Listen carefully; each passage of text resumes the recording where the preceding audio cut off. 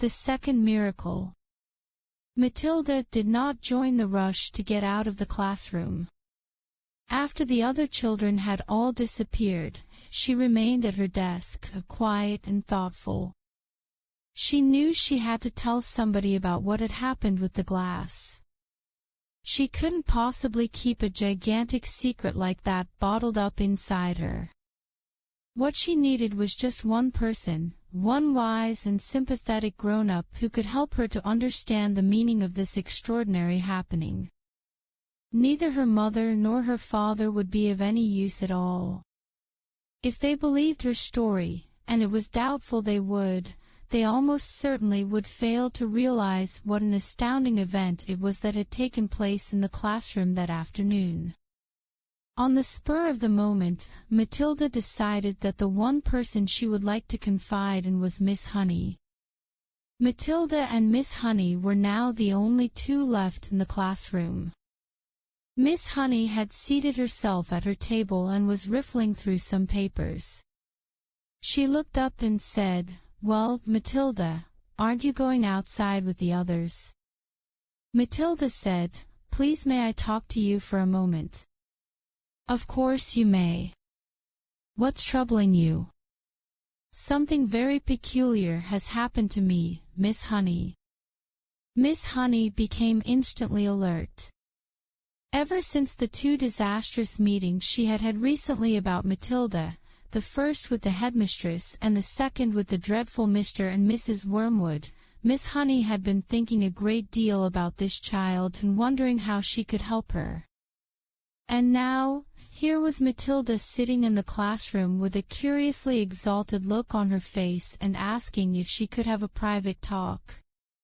Miss Honey had never seen her looking so wide-eyed and peculiar before. "Yes, Matilda," she said. "Tell me what has happened to you that is so peculiar. Miss Trunchbull isn't going to expel me, is she?" Matilda asked. "Because it wasn't me who put that creature in her jug of water." "I promise you it wasn't."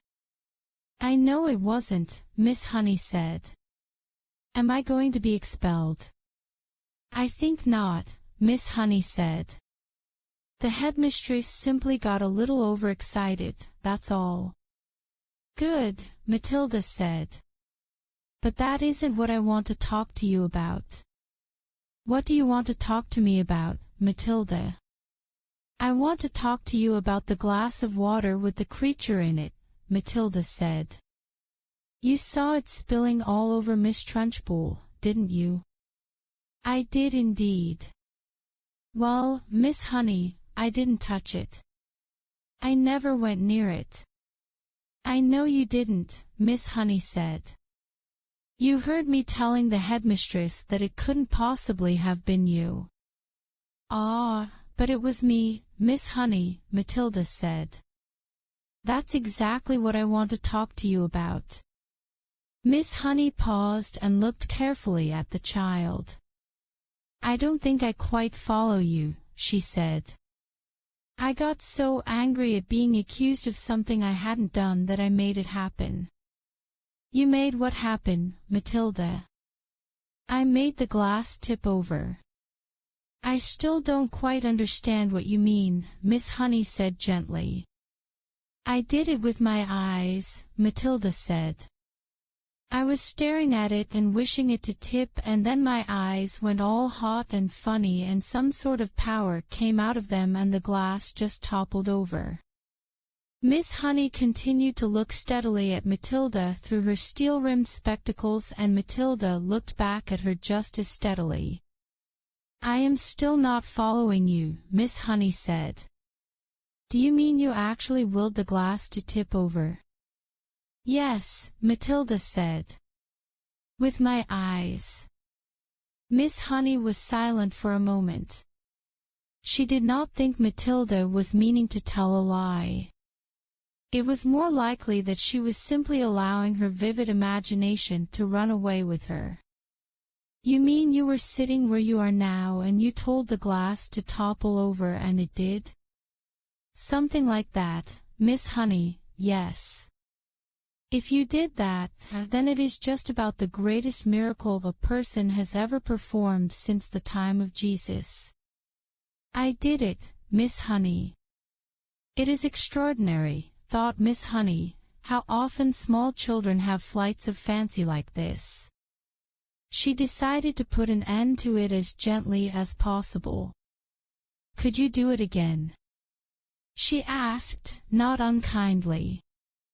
I don't know, Matilda said, but I think I might be able to. Miss Honey moved the now empty glass to the middle of the table. Should I put water in it? She asked, smiling a little. I don't think it matters, Matilda said. Very well, then. Go ahead and tip it over. It may take some time. Take all the time you want, Miss Honey said. I'm in no hurry. Matilda, sitting in the second row about 10 feet away from Miss Honey, put her elbows on the desk and cupped her face in her hands, and this time she gave the order right at the beginning. Tip glass, tip, she ordered, but her lips didn't move and she made no sound. She simply shouted the words inside her head. And now she concentrated the whole of her mind and her brain and her will up into her eyes, and once again, but much more quickly than before, she felt the electricity gathering and the power was beginning to surge and the hotness was coming into the eyeballs, and then the millions of tiny invisible arms with hands on them were shooting out towards the glass. And without making any sound at all, she kept on shouting inside her head for the glass to go over. She saw it wobble, then it tilted, then it toppled right over and fell with a tinkle on to the tabletop not 12 inches from Miss Honey's folded arms. Miss Honey's mouth dropped open and her eyes stretched so wide you could see the whites all round. She didn't say a word. She couldn't. The shock of seeing the miracle performed had struck her dumb. She gaped at the glass, leaning well away from it now as though it might be a dangerous thing. Then slowly she lifted head and looked at Matilda. She saw the child white in the face, as white as paper, trembling all over, the eyes glazed, staring straight ahead and seeing nothing. The whole face was transfigured, the eyes round and bright, and she was sitting there speechless, quite beautiful in a blaze of silence. Miss Honey waited, trembling a little herself and watching the child as she slowly stirred herself back into consciousness. And then suddenly, click went her face into a look of almost seraphic calm. I'm all right, she said and smiled. I'm quite all right, Miss Honey, so don't be alarmed. You seemed so far away, Miss Honey whispered, awestruck. Oh, I was flying past the stars on silver wings, Matilda said. It was wonderful. Miss Honey was still gazing at the child in absolute wonderment, as though she were the creation, the beginning of the world, the first morning. It went much quicker this time, Matilda said quietly. It's not possible. Miss Honey was gasping. I don't believe it. I simply don't believe it. She closed her eyes and kept them closed for quite a while, and when she opened them again it seemed as though she had gathered herself together. Would you like to come back and have tea at my cottage? She asked. Oh, I'd love to, Matilda said. Good. Gather up your things and I'll meet you outside in a couple of minutes.